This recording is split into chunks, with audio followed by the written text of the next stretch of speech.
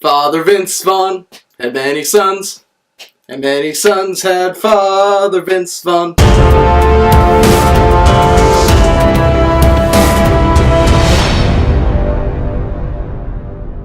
So welcome back to another episode of Why Don't You Love? Or I guess this time around it's Why Don't You Kinda Like? So when I first saw the trailer for this movie come out a couple years ago, I thought, okay, well, it's another Vince Vaughn movie. I didn't think much of it. I didn't think it was gonna be that great of a film. And then I saw the Jeremy Jahns review of it, and he said, oh, you know what, it actually isn't that bad. And so I thought, okay, I probably still am not gonna see it, but good for him. And then one day my mom sends me a text and says, hey, I just watched this movie on pay-per-view, and then you need to see this. And I did, and I was pleasantly surprised. For those of you who don't know, Delivery Man is a movie about, well, I mean, Vince Vaughn. He's the same character in every movie. But he's this guy who, like, back in the 90s, like, donated a bunch of sperm for money because he's a guy that tends to get in debt, and that's a simple, easy way to make money quickly. Usually they cut you off at a certain point, not that I would know, I'm just assuming, I haven't no experience there. I would assume they cut you off at a certain point just because you don't hear a ton of stories like this. But they didn't stop him, he just kept donating under an alias, and they ended up using all of it, and now he's got like 500 something kids who don't know that he's their dad. All they know is that they all came from the same donor. And so all these kids are now trying to find out who their dad is, and so they're trying to appeal to courts and trying to appeal to public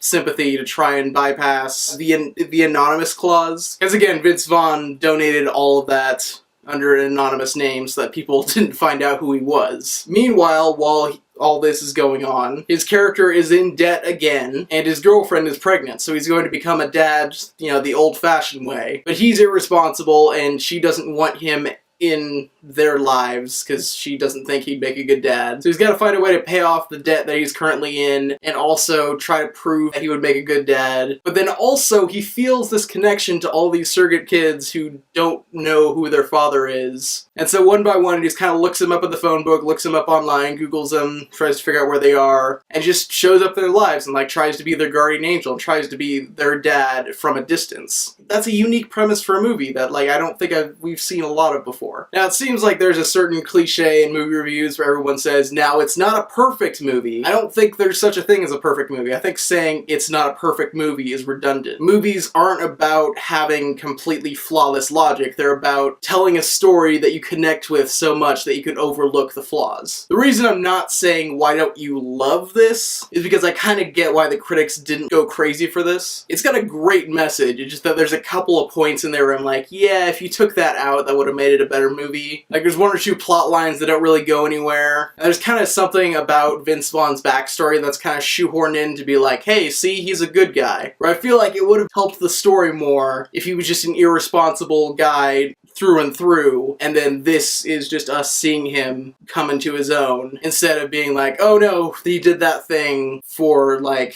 really good reasons. I don't know, I just feel like that was unnecessary. I'm being kind of vague because I don't want to give away spoilers, but you'll know what I'm talking about if you see the movie. Also, there's a huge Deus Ex Machina at the end. For those of you who don't know, Deus Ex Machina literally means God from the machine. It's when something outside the main character's control shows up and just solves the main problem for them. Admittedly, there's cool Deus Ex Machinas, like the T-Rex from Jurassic Park. There's no reason for that T-Rex to be there, but are you complaining?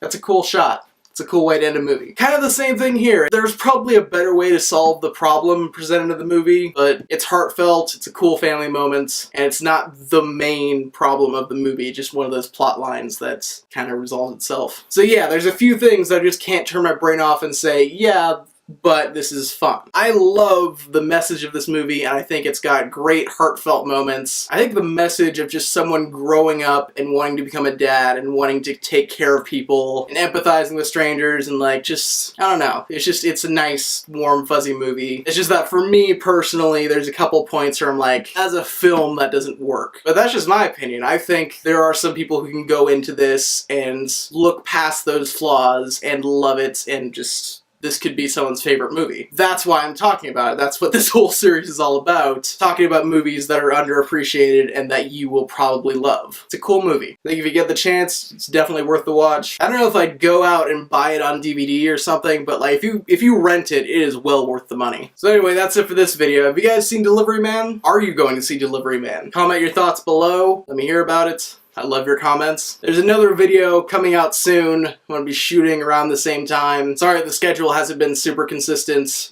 Get this one out relatively soon after this is uploaded. If I've uploaded it, there'll be an annotation for it right here. Also, if you enjoyed the video, be sure to like it, share it. It really helps out a lot. And until next time, God bless. Stay saucy. But this is a show I just have to talk about. It's seriously one of the most underrated comedy shows I think that's on TV right now. The stress, the starvation, the murder, the nagging. It's not a big jump scare fest. It doesn't have a big scary monster unless you count the monster inside of us.